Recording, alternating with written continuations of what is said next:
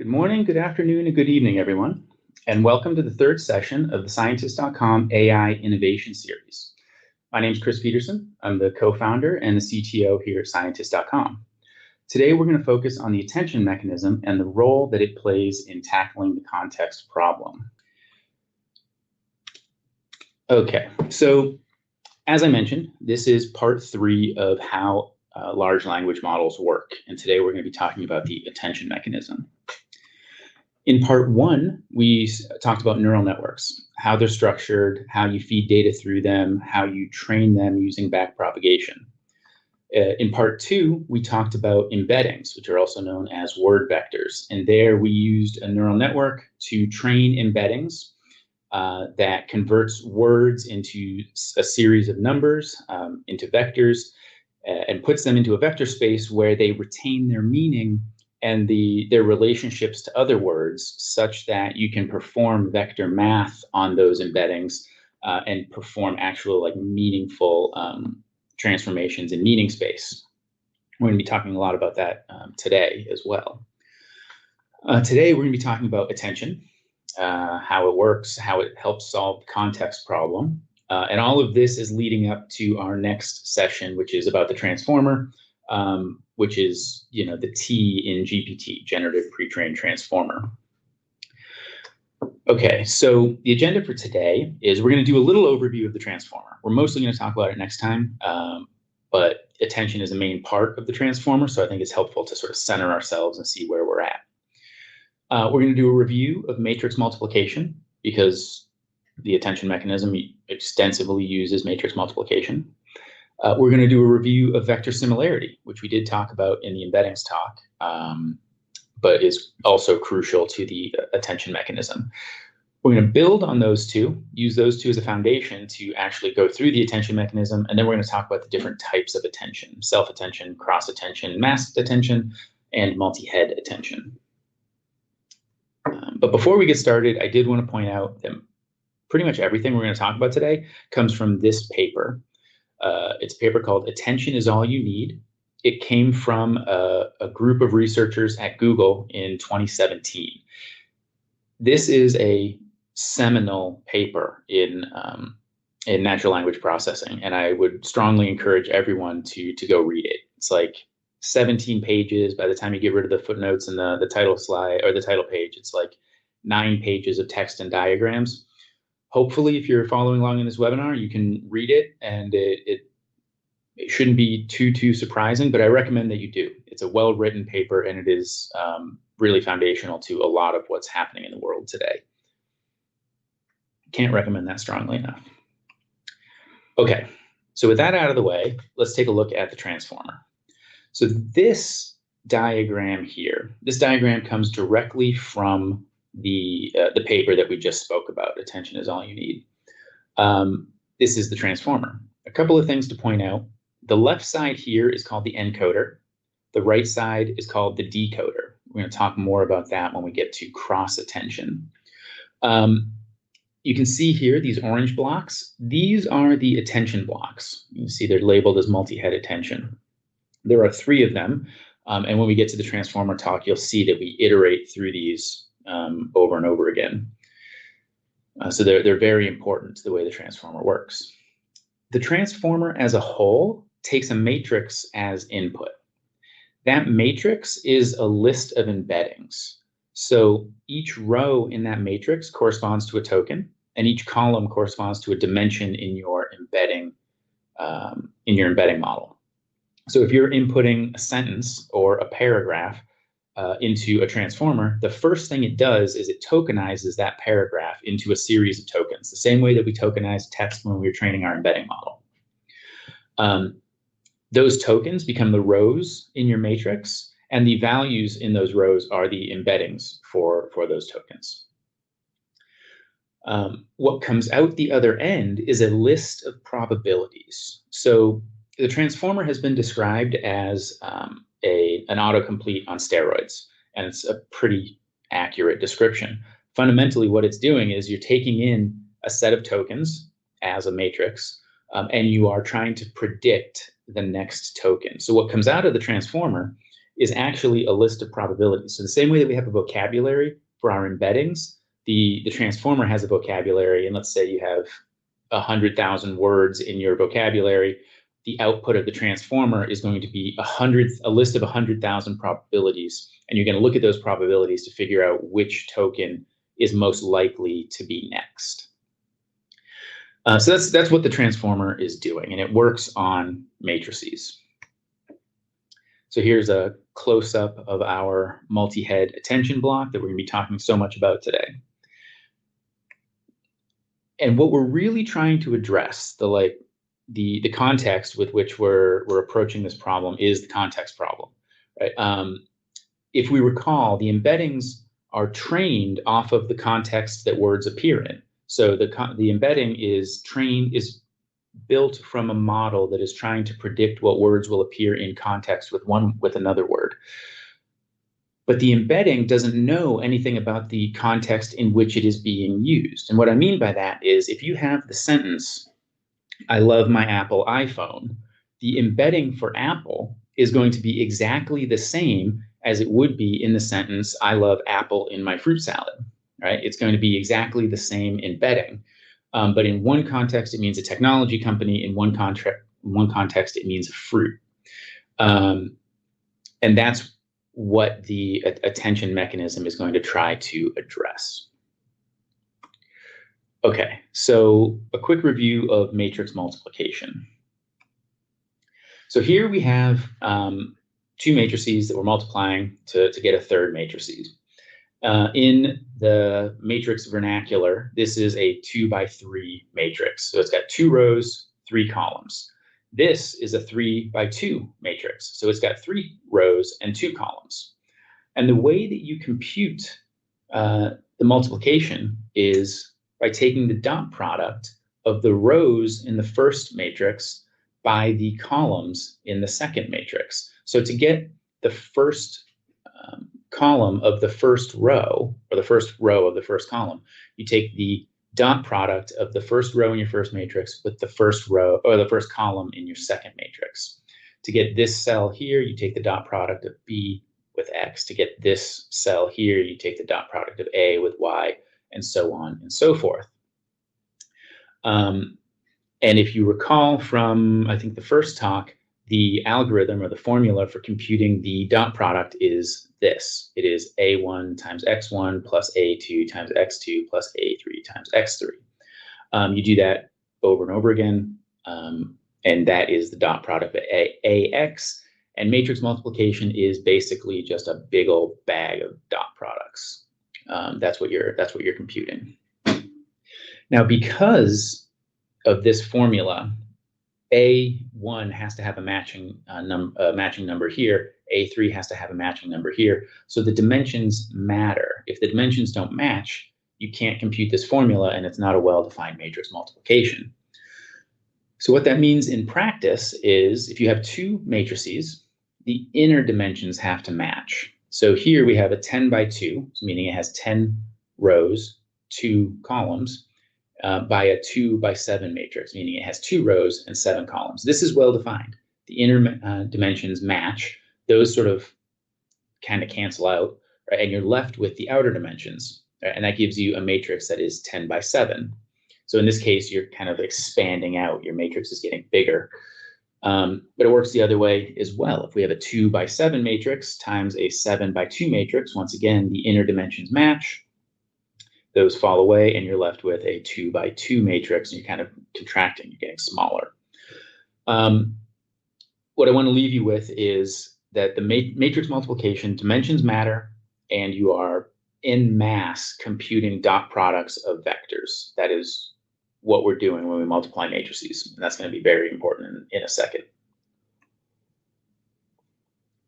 That brings us to vector similarity. We talked about this in the embeddings talk. If 2 embeddings, if 2 words get embedded into meaning space in a similar location, they have similar meanings. But how do we define similarity? Well, there's a few different ways we can do it. One is Euclidean distance. I include that here because everybody's familiar with it. This is just your Pythagorean theorem. We're not going to use that one. There's cosine similarity. Now, this relies on the fact that if you draw a line from the origin, from 0, 0, 0, 0, 0, whatever however many dimensions you have, out to a point, and then you do the same thing to a second point, you'll have two vectors. And if those points are near in space, there will be a small angle between those two vectors. If those 2 points are orthogonal to each other, the angle between them will be 90 degrees. And if they're complete opposites, if one is pointing north and one's pointing south, they will be 180 degrees between them. The cosine of 0, meaning they were pointing in exactly the same direction, is 1. The cosine of two orthogonal vectors, meaning the angle between them is 90, the cosine is 0, and if they're opposites, the cosine is -1. So cosine is well suited to determining the similarity of vectors. The higher the cosine, the more similar the two vectors are, or at least to a similar point in space. And one thing that we did not talk about last time is dot product similarity. You can actually use the dot product of two vectors to infer how similar they are. And there's a variant of dot product similarity called scaled dot product similarity, and I include that here because that's what the attention mechanism actually uses. And what I want to leave you with on this slide is that there is a deep connection between the cosine of the angle between two vectors and the dot product of those vectors. And that relationship is as follows. The dot product of two unit vectors is equal to the cosine of the angle between them. That's a mouthful. We're going to go through an example, right? But a unit vector is a vector of magnitude 1. So if you have two vectors, they're both of magnitude 1. They're both of length 1. If you take the dot product of those two vectors, that value is actually equal to the cosine of the angle between them.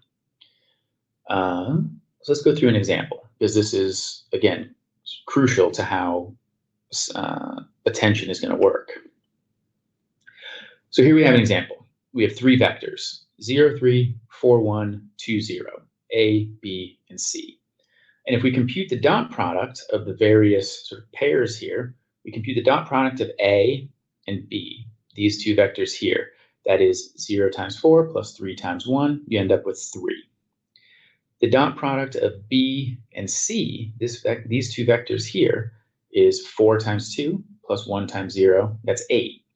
And the dot product of A and C, you can just visually see these are orthogonal, is 0 times 2 plus 3 times 0, or 0. Visually, you can tell that B and C are closer together. And if you're just sort of imagining cosine similarity, the angle between them is much smaller. The dot product is much higher. You can see the dot product here of a 90 degrees is 0. So you're already starting to see that correspondence between cosine and dot product. The higher the dot product, the more similar these are. Now, this is mostly true of vectors that have similar magnitude. Magnitude matters here. But if the vectors have similar magnitude, the higher the dot product generally means the more similar they are.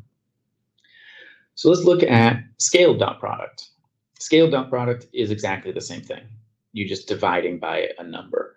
Typically, you divide by the dimension of the vectors. The square root of the dimension of the vectors. So these are two-dimensional, so we divide by the square root of 2, which is a nice irrational number, which gives us some new irrational numbers, but the relationships between them all hold. A and B is still a smaller dot product than B and C, because A and B are not as similar as B and C are. And A and C continue to be 0, because, well, that's simple. Okay, now it gets a little bit more interesting. Let's look at the unit vectors. So once again, a unit vector is a vector with magnitude 1. And the way you compute that is you compute the magnitude. You can use Pythagorean theorem to do that. And then you divide each component of your vector by that magnitude, and that'll give you a unit vector. So A and C are the trivial case. All right, if you want to make A into a unit vector, it goes from 0, 3 to 0, 1. Simple. C goes from 2, 0 to 1, 0. Easy. B is a little bit more complicated. You compute the magnitude, you divide everything by it, and you end up with 0.97, 0.24. And you bring everything in to be 1 unit away from the origin. So everything is on this sort of unit circle around the origin. So now you have 3 unit vectors. Let's compute the dot product of those. And what happens, we won't go through the actual math, you can see it. The dot product of A and B is 0.24. The dot product of B and C is 0.97. And again, as always, the dot product of A and C is 0. If you compute the angle between A and B, it comes out to be roughly 76 degrees. And the angle between B and C, I'm sorry, A and B is 76 degrees. The angle between B and C is roughly 14 degrees. The cosine of 76 degrees is actually 0.24. The cosine of 14 degrees is actually 0.97. And I converted those to radians here so you can see where they fall on the cosine graph. This is all just a long way of proving to ourselves the correlation between dot product and cosine. Cosine and dot product, both ways of computing similarity between vectors. Matrix multiplication is a way of en masse computing dot products. So we're going to be doing a lot of matrix multiplication. What I want you to sort of take away from this is, as we're doing that matrix multiplication, what we're really doing is in bulk computing the similarity of the vectors in the underlying matrices. Okay. Well, with that as a foundation, let's talk about attention. And we are going to focus on self-attention to start. This is one of the different types of attention that we're going to talk about. I think self-attention is the easiest to sort of conceptualize. So first we compute the input, or we determine the input. So here's a sentence from our embedding talk. The queen and her daughter, the princess, lived in the palace. We tokenize this sentence. Each token becomes a row in our matrix.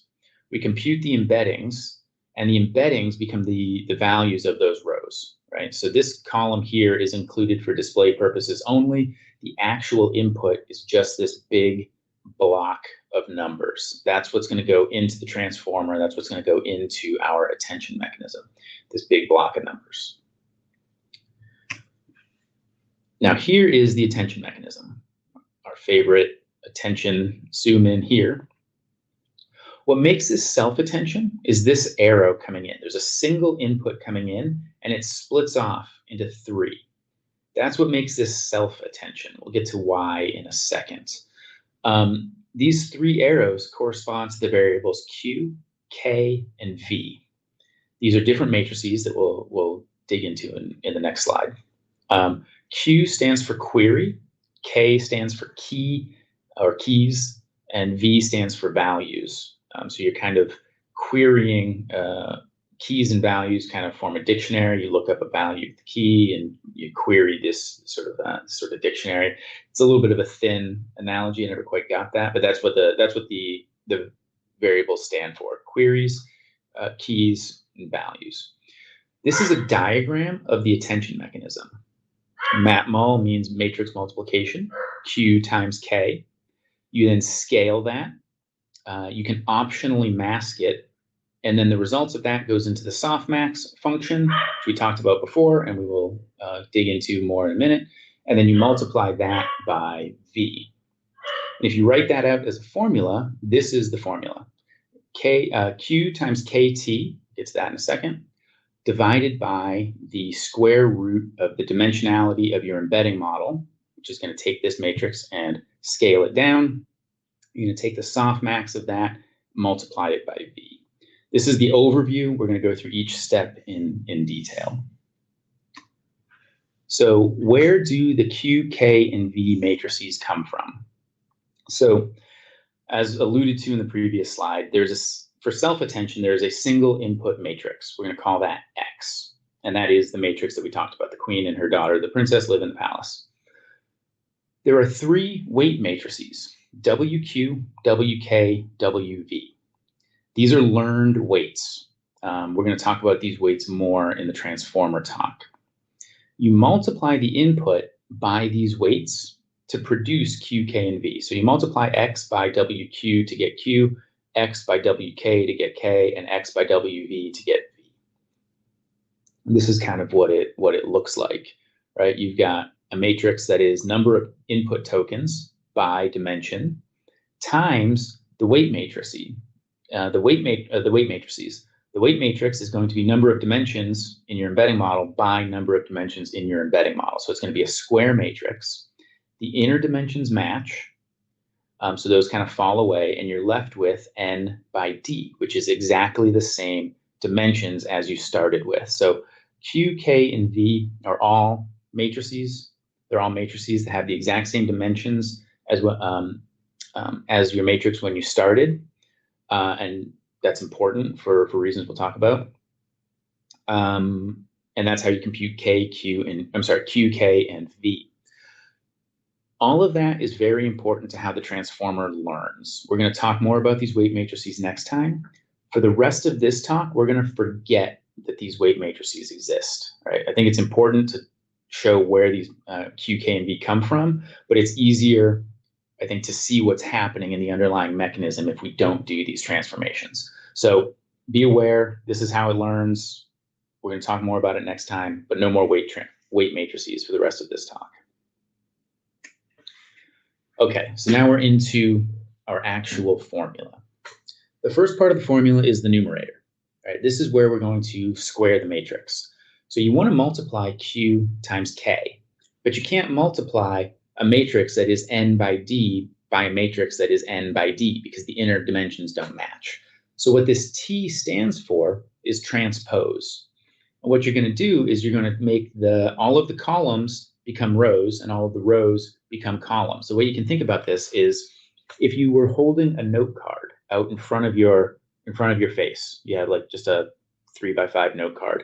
If you hold it in the upper left corner and the bottom right corner and you flip it, you don't rotate it, but you flip it.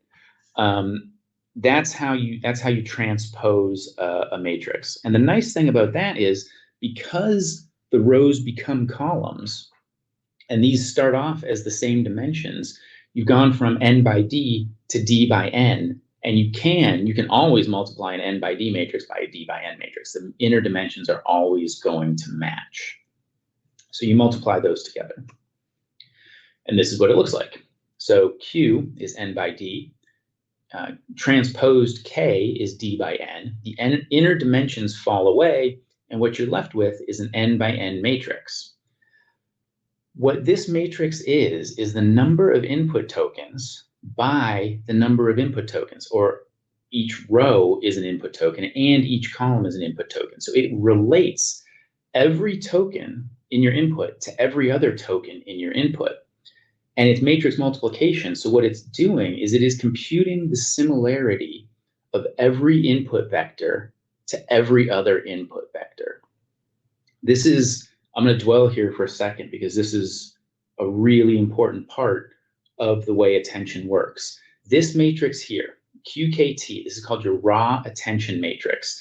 It is the raw similarity of every vector in your input to every other vector in your input.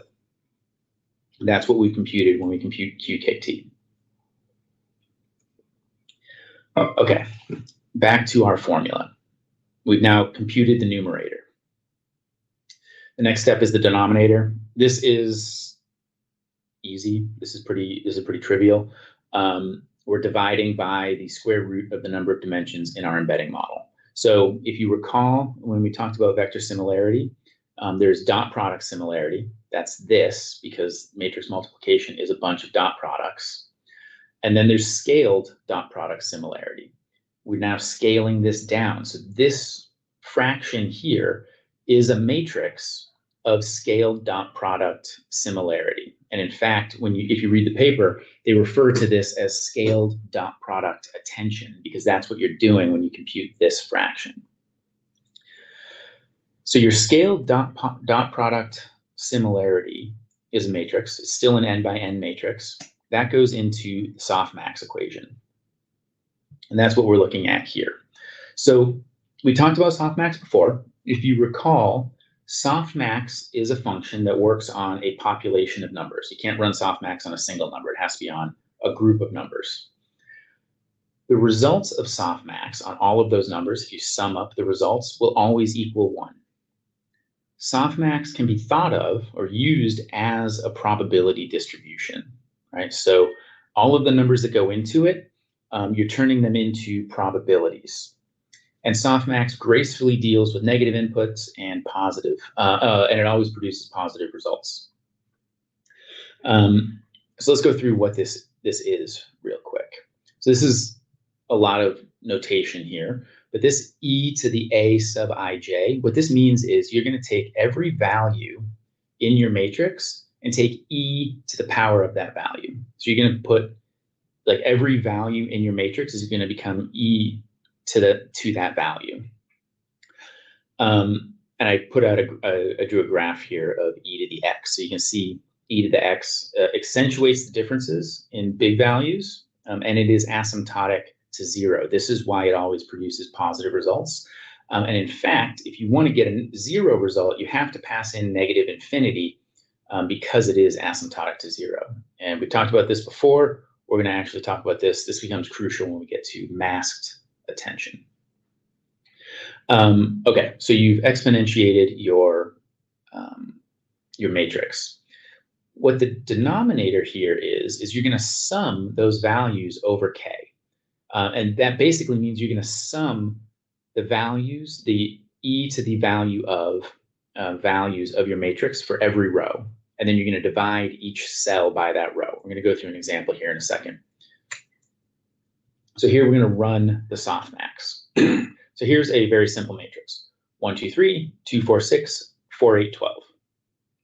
The first step is to take e to the value of all of these. So here we have e to the 1, e to the 2, e to the 3, e to the 12 down here, right?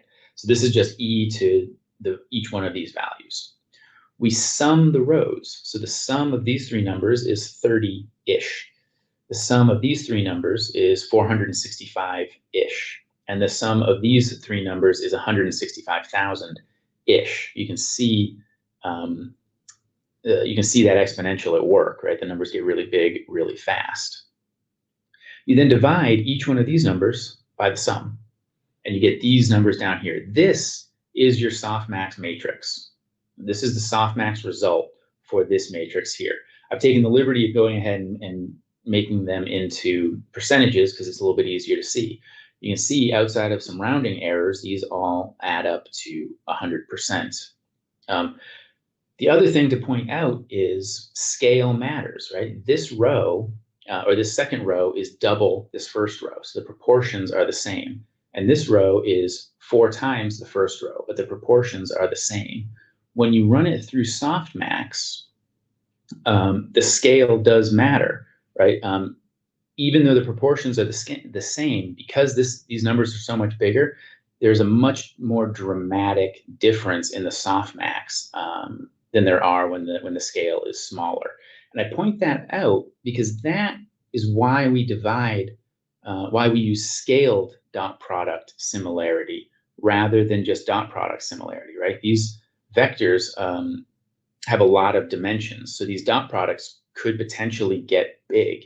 So you divide it by the square root of the dimensions to bring those down, because you really want your softmax to be in this Goldilocks zone where you can accentuate the difference between numbers, but you don't want it to be so big that one number blows it out and you can't see the differences between the rest of them. So this is a long way of explaining the softmax, but also why we're scaling our similarities down, because you really want to be in that Goldilocks zone.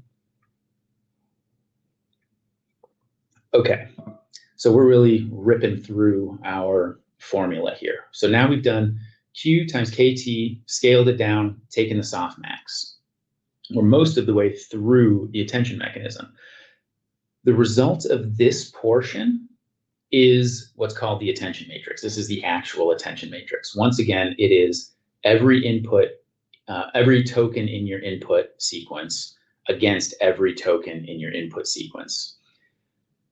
You've taken the similarity of every token to every token, and now you've turned those into a probability distribution. And what you've done is the values in this matrix, they are the relative contribution of every word in the columns to the context of every word in the rows. So you can imagine, and we'll go through an example in a second, if you had the input, I love my Apple iPhone, iPhone and Apple are going to contribute to each other's context significantly. But if you had I love Apple in my salad, Apple and salad are going to contribute to their context, right? And that's going to change where the attention in this formula is. So this is your attention matrix. And again, just to harp on it, because this is really like the crux of it, it maps every token in the input. It gives you the relative amount that it contributes to the context of every other word in your input. Okay, so that's your attention matrix. And now the rest is just matrix multiplication. So we've got our V matrix, which is, for purposes of the example, identical to our Q and our K matrix. So it has the same dimensions, which are number of tokens by dimensions.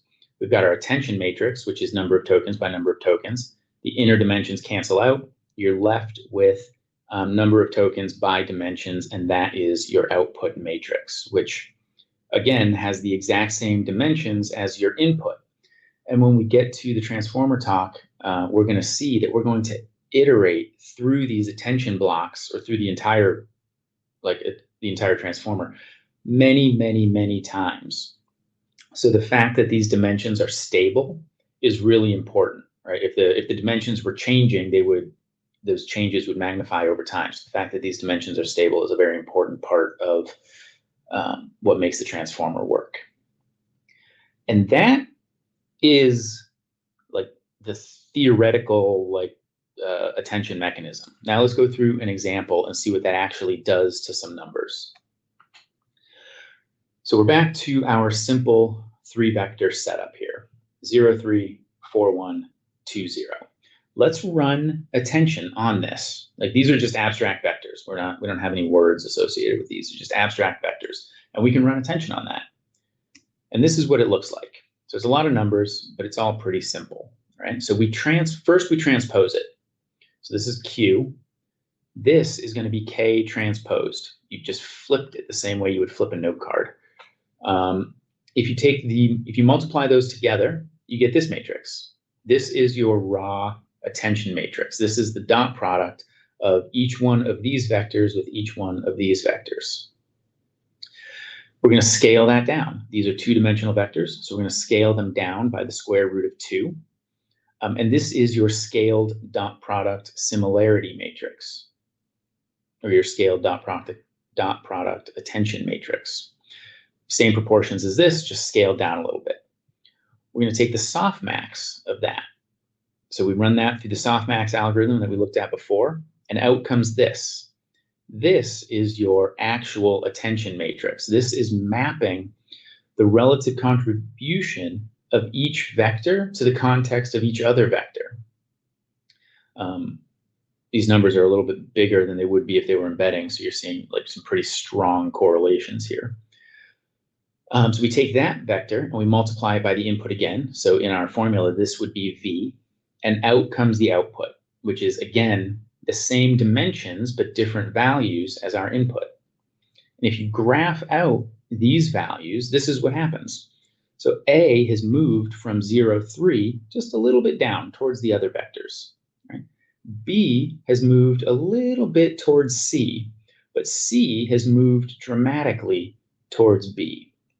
So what the attention mechanism is doing is it is looking at the relative contribution of each vector to the context of the other, and then it's moving the underlying vectors according to those contributions, right? So in practice, it's moving all the vectors kind of closer together, but it's not doing it in a naive way. It's not like just moving them all closer to the average vector. It's moving them each a different amount based on the relative contribution of each vector to the context of each other vector. And this is the result. It moves the vectors sort of closer together. Okay, so that's our simple example. Now we go to the more complicated example, or at least the larger example, somewhat contrived. So here is a sentence. The queen lived in the palace. It's a simple sentence. We've taken the embedding of all of them. This is really contrived because what I've done here is I've just plugged in 0.01 for all of the values, except for a couple of like hot cells here, which I made 1. So there's 2 orders of magnitude difference between like the base level and the like hot points in this matrix.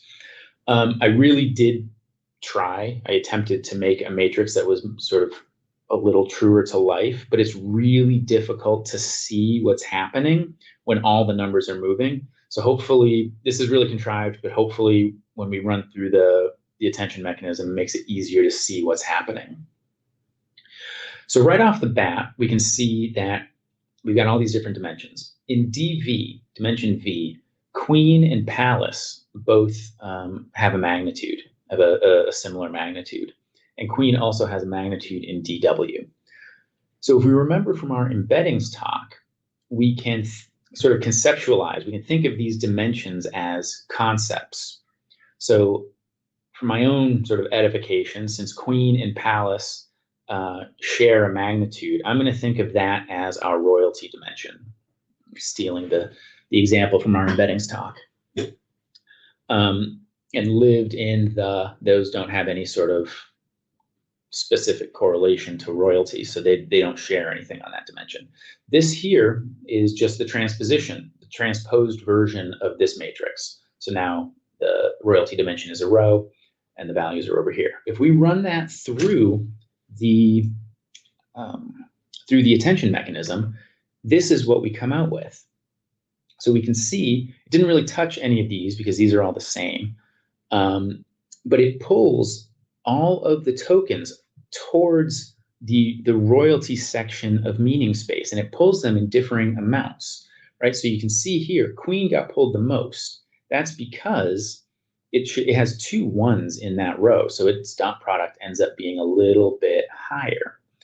And it also pulled everything towards DW a little bit, but not as strongly because we didn't share as much context in the DW row. So it pulled everything towards DV, or the royalty dimension, and a little bit less, it pulled everything in the DW dimension.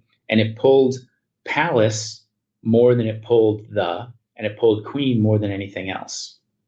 All right, so you can see it's not necessarily a simple interaction, but it is pulling everything in that direction.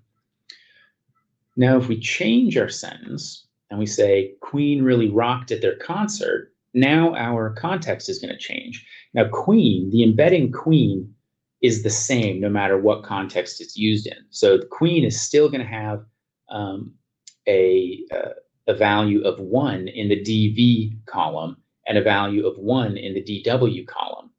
But this time, because of the context it's used in, rocked also has a magnitude in the DW column, and so does concert. And if I kind of look at those, I'm going to conceptualize this dimension as the legendary rock bands of the 70s and 80s dimension, which I think we can all agree is an important dimension for an embedding model to have.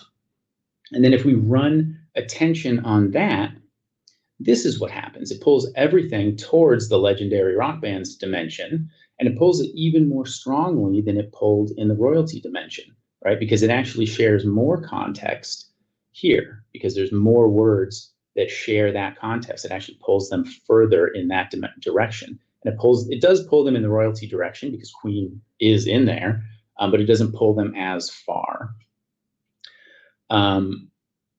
And we run into the perennial problem that nobody can graph this many dimensions meaningfully. But if you were to graph them, what you would see is the dimension, the vectors are moving towards each other. So in the queen lived in the palace example, queen is going to move more towards the royalty section of meaning space, along with palace and all of the other vectors that are in that sentence.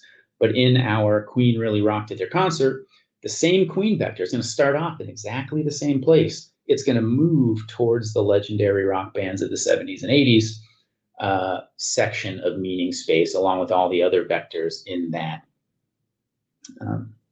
sentence. And that's how the attention mechanism works. It's taking all of these vectors, it's seeing how they relate to each other, and it's moving them based on how they relate to each other. And in practice, that moves them closer together, but it doesn't do it naively. It moves them based on their relationship with each of the other words in the sentence. And that is the essence of attention. Okay, so if we zoom back out and we look at our overview of the transformer mechanism one more time, we've got 3 different attention blocks. We can see here, we know that because there's one input and it splits off into 3, that this is self-attention. This is the block we've been talking about. If we look over here, this is also self-attention. A single input splits off into Q, K, and V. But this time it's masked. So this is our masked multi-head self-attention block. Up here, we have a multi-head attention block, but it's got arrows coming from different areas. So what's actually happening is in this block, you're getting the Q matrix from the decoder, and you're getting K and V from the encoder. And this is what's called the cross-attention block. And they're all multi-head attention. So we've got self-attention, cross-attention, masked attention, and they're all multi-head attention. So let's go through, we already talked about self-attention. That's what we spent all of our time on. So let's talk briefly about the other attention blocks. Start with cross-attention. So this is the block.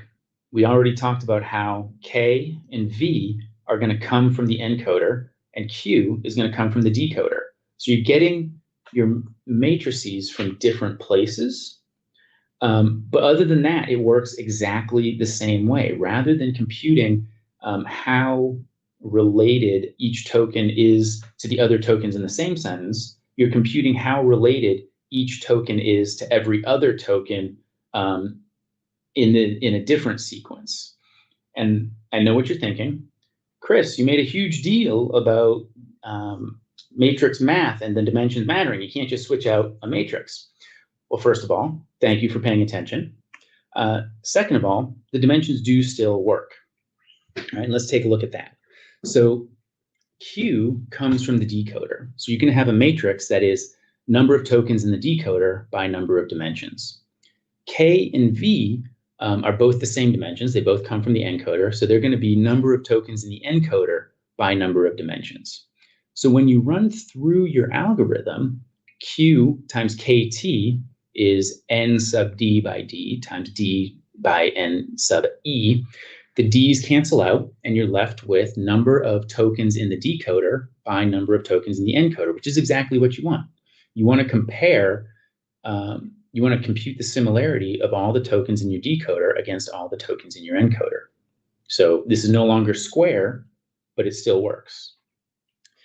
You scale it down, you run the softmax, you still have the same dimensions. You now multiply that by V. V also came from the encoder. So it has number of tokens in the encoder by number of dimensions, which works out because the inner dimensions still match, those cancel out, and you're left with an output that is number of tokens in the decoder by number of dimensions, which is exactly the same dimension that you had in your input. So even in cross attention, when you've got matrices of different number of rows, they have to have the same number of dimensions. But even when you have different number of rows, the dimensions are stable, so you can run through this multiple times and you're still going to have the right size matrix for your transformer to work on. So that's cross attention. Let's talk about masked attention. So this is the diagram that we saw earlier. Matrix multiplication scale. We skipped over this bit. The masking happens between the scaling and the softmax. And then you go through softmax and you multiply it by V. So it's all the same, except you've got this masking step. So what is that? The idea is to mask quote unquote future words. We'll look at a better example here in a second. But the way that you do that is between scaling and the softmax, you jam a negative infinity into everything above the diagonal. Right? And we'll see why above the diagonal in a second. But what that does is when it hits the softmax, these all produce zeros, and your probability distribution is just focused on the remaining values. So you're going to end up with a softmax matrix or an attention matrix that looks something like this: a bunch of zeros here, and then the remaining cells will add up to 1 because of the nature of the softmax. That's why you mask between the scaling and the softmax. I mean, I suppose you can mask before you scale, but it doesn't really matter. As long as you mask before the softmax, you're in good shape. So why do we do that? Well, we'll see when we talk about the transformer that when we train the transformer, we're going to be training it on full sentences. And we're training it, as we mentioned, we're training it to predict future words. So we're training it that given a set of words, try to predict the next word in the sequence. And when we pass it a full sentence, we're training it on every position at the same time. This is one of the things that makes the transformer so powerful. So when you get we want to train it to produce the word queen. When you get the queen, we want to train it to produce lived. The queen lived, train it to produce in, so on and so forth. That's why we mask these, because when we're training it to produce these tokens, you don't want to allocate attention to tokens that don't exist yet in the inference step. So when you're using it later, you're asking it to produce words that are to the left, to the right.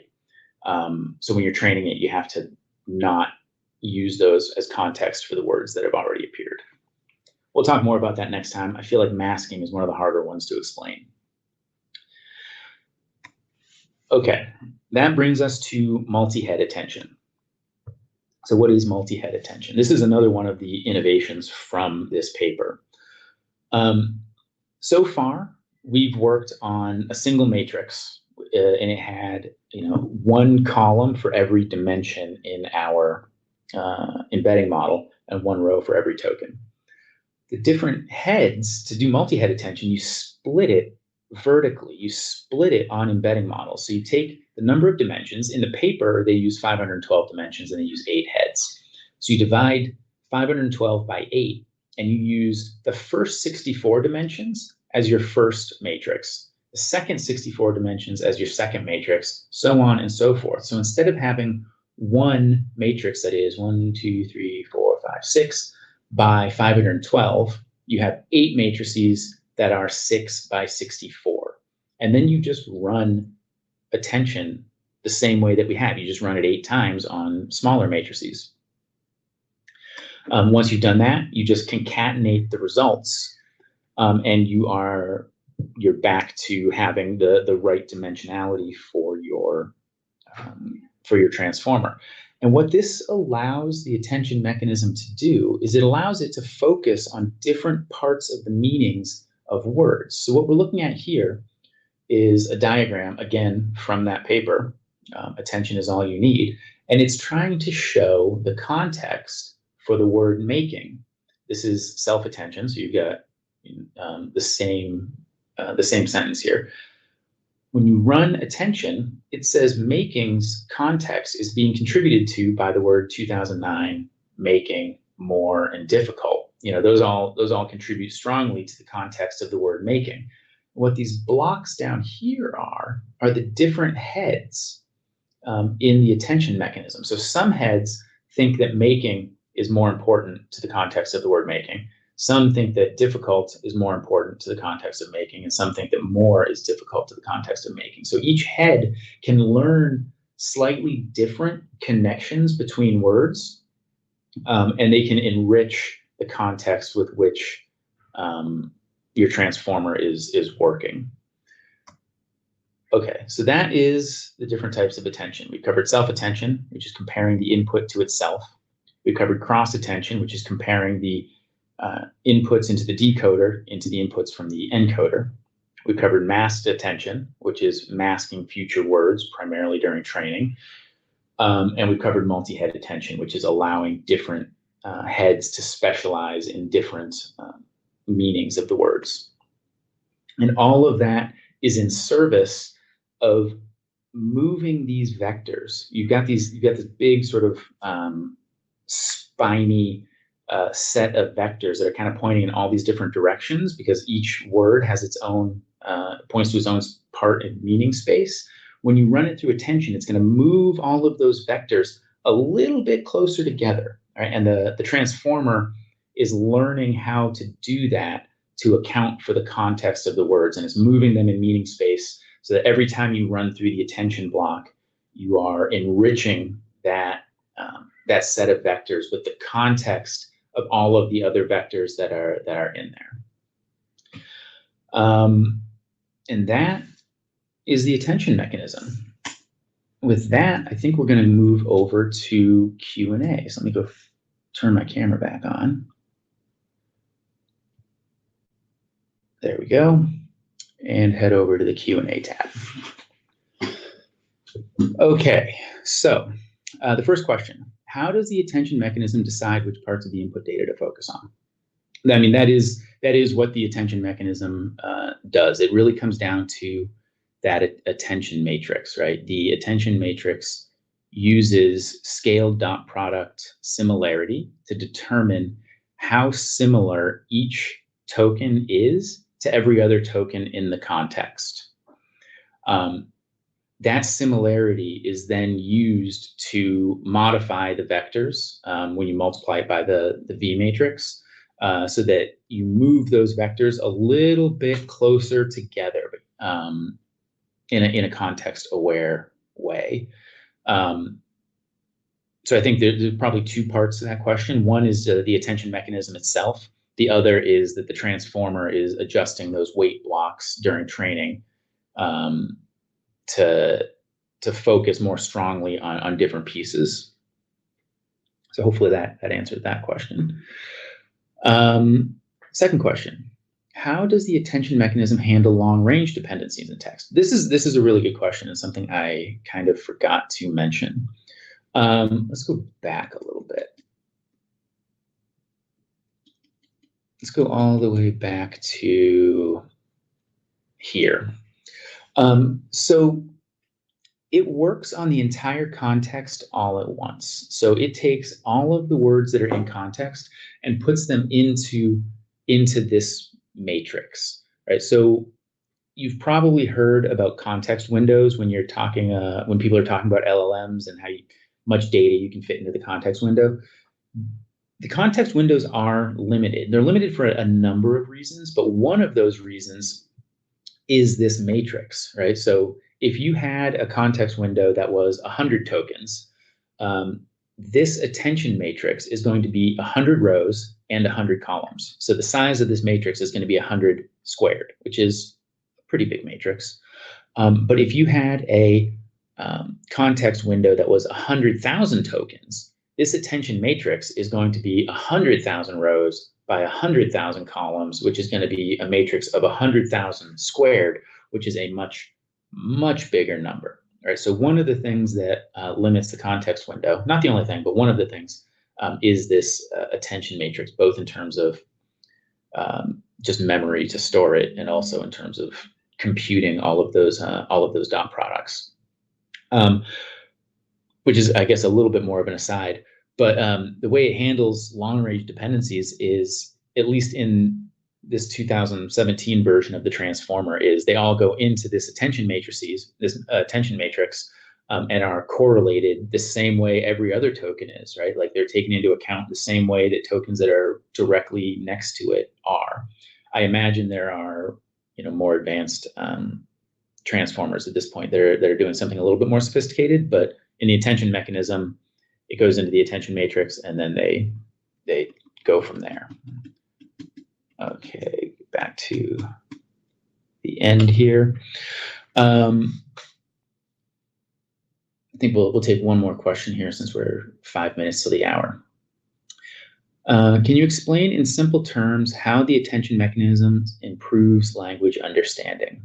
Well, I think that I really think of it visually. Right? I think that these large language models are acting on vectors. They're acting sort of geometrically, right? And These vectors have meaning. They retain meaning. We saw why they retain meaning in our embedding talk, and they retain their relationships. So what the transformer does, and the attention mechanism is a big part of that, is it's moving those vectors in space so that the relationships better understand the context in which they are being used, right? So Apple moves towards technology company, or towards, the section of meaning space that means fruit, based on the other words that are in the sentence. Queen moves towards royalty, the royalty section of meaning space, versus towards the rock band section of meaning space, based on the combination of magnitudes of the vectors of the words that are in context with it. So at the end of the day, it's all just a bunch of, matrix math and vector similarity, and it is acting on those vectors to move them in accordance to the context in which they're being used. All right, 9:57. I think that's all we have time for. Well, thank you everyone for coming. I hope this was helpful. I really appreciate you spending your morning with me. And I want to remind everybody that our next session really brings all of this together. It's about the transformer. It's going to build on everything that we've learned so far to apply neural networks and embeddings and the attention mechanism to the transformer. And we'll see how the transformer takes in a bunch of text and tries to predict a new token based on that text. That is in, I think, 4 weeks on August 27th at the same time. So I hope you come. Thank you, everyone.